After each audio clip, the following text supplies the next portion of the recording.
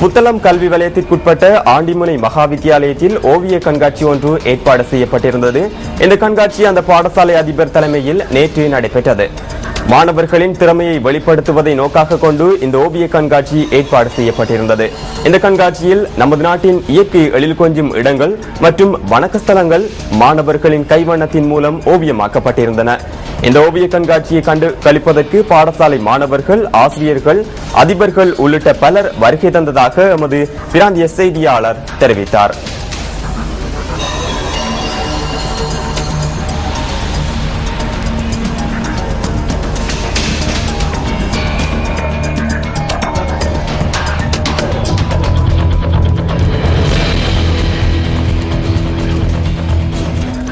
இது கிறிஸ்துமஸ் பண்டிகை காலம். ஆகவே நாட்டின் பல பகுதிகளிலும் கிறிஸ்துமஸை முன்னிட்டு பல்வேறு நிகழ்வுகள் இடம்பெற்ற வண்ணம் இருக்கின்றன. அந்த வகையில் ராஜகிரிய ரோமன் கத்தோலிக்க தமிழ் கலவன் வித்தியாலயத்தில் கிறிஸ்துமஸ் கரோல் நிகழ்வு ஒன்று ஏற்பாடு செய்யப்பட்டிருந்தது. இந்த நிகழ்வை மாணவர்களின் கலை நிகழ்வுகள் மெருகூட்டியிருந்தன. ஆசிரியர்கள், மாணவர்கள் உள்ளிட்ட பலர் இந்த நிகழ்வில் கலந்து கொண்டிருந்தமை குறிப்பிடத்தக்கது.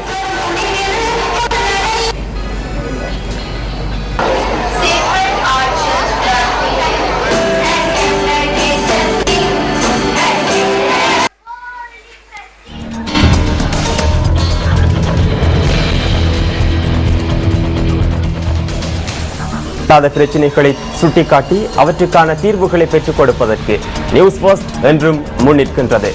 மக்களின் தீர்க்கப்படாத பிரச்சனைகளை தொடர்ந்தும் நாம் சுட்டிக்காட்டி வருகின்றோம். அந்த வகையில் வடமேல் மாகாணம் புத்தளம் மாவட்டத்தில் உள்ள கட்பெட்டி கூட்டுறவு சங்கம் மூலம் இயங்கி வந்த ஏத்தாலை எரிபொருள் நிரப்பு நிலையம் கடந்த ஒரு மாத காலமாக இயங்காமல் மூடப்பட்டுள்ளதாக நியூஸ் ஃபர்ஸ்டுக்கு பதிவாகியுள்ளது. இதனை மீண்டும் இயங்க தருமாறு கட்பெட்டி பலநோக்கு கூட்டுறவு சங்கத்திடம் அப்பகுதி மக்கள் கோரிக்கை விடுக்கின்றனர்.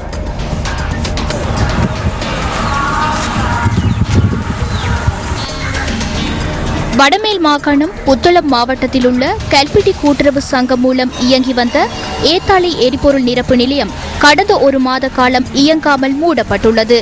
இதன் காரணமாக இந்த பிரதேச மக்கள் மற்றும் வாகன சாரதிகள் பல்வேறு சிரமங்களை எதிர்நோக்குகின்றனர். பாலாவி கல்பிட்டி பிரதான வீதியில் உள்ள இந்த எரிபொருள் நிரப்பு நிலையம் திட்டமிட்டு மூடப்பட்டுள்ளதாக மக்களும் வாகன சாரதிகளும் தெரிவிக்கின்றனர்.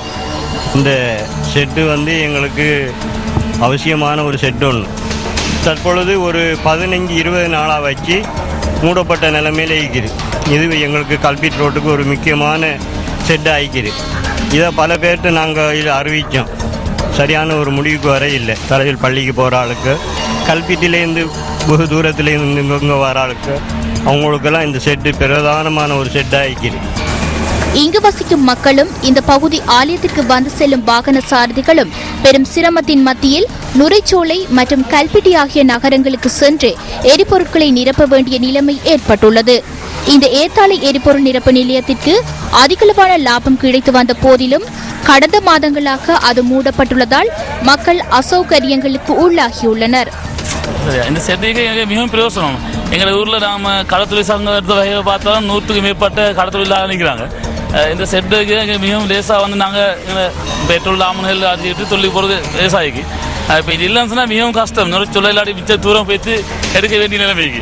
அதெல்லாம் இது மீண்டும் திறக்கக்கூடிய ஏற்பாடு பண்ணுறதுன்னு சொன்னால் மிகவும் நல்ல என்று ஆலோசனை சொல்லுவோம். அதிகளவு லாபத்தை ஈட்டித்தரும் ஏத்தாலை எரிபொருள் நிரப்பு நிலையம் மீண்டும் இயங்க சம்பந்தப்பட்டவர்கள் நடவடிக்கை எடுக்க வேண்டும் என்று கோரிக்கை விடுக்கின்றனர் புத்தளம் ஏத்தாலை பிரதேச மக்கள்.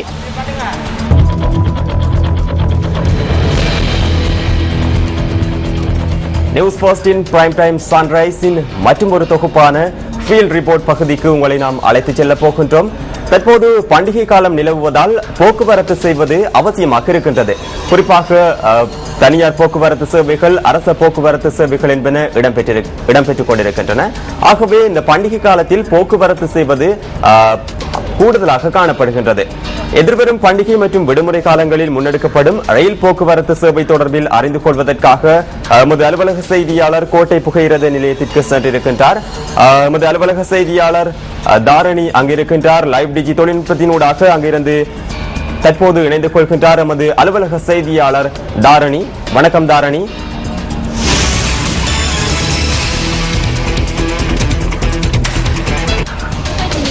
நிலைமைகளை ஆராய்வதற்காக ஆரம்ப காலத்தில் ஆரம்பிக்கப்பட்ட புகையிரத நிலையம் கட்டமைப்புகளில் மாற்றங்கள் ஏற்பட்டாலும் அபிவிருத்தி பணிகள் தொடர்ந்தும் இடம்பெற்றுக் கொண்டுதான் இருக்கின்றன.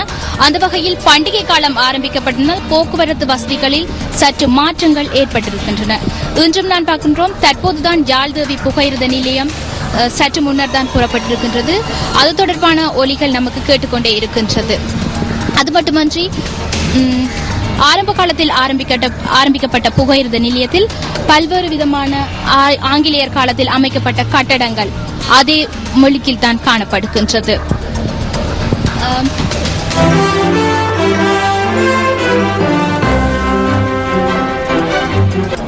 நன்றி தாரணி. ரயில் சேவை தொடர்பான தகவல்களை புரைக்கோட்டை ரயில் நிலையத்திலிருந்து எங்களுக்கு வழங்கியிருந்தார் எமது அலுவலக செய்தியாளர் தாரணி தங்கராஜா. அவருக்கு நாங்கள் நன்றியை தெரிவித்துக் கொண்டு அடுத்து உங்களை மட்டக்களப்பு மாவட்டத்திற்கு நாம் அழைத்துச் செல்ல போகின்றோம். மட்டக்களப்பு மாவட்டத்தின் தற்போதைய காலநிலை தொடர்பான தகவல்களை அறிந்து கொள்வதற்கான ஒரு வாய்ப்பு நமக்கு இருக்கின்றது. அங்கிருக்கக்கூடிய எமது பிராந்திய செய்தியாளர் ரவீந்திரனுடன் நாங்கள் தற்போது தொடர்பினை ஏற்படுத்துகின்றோம். வணக்கம் ரவீந்திரன். வணக்கம் கிரி.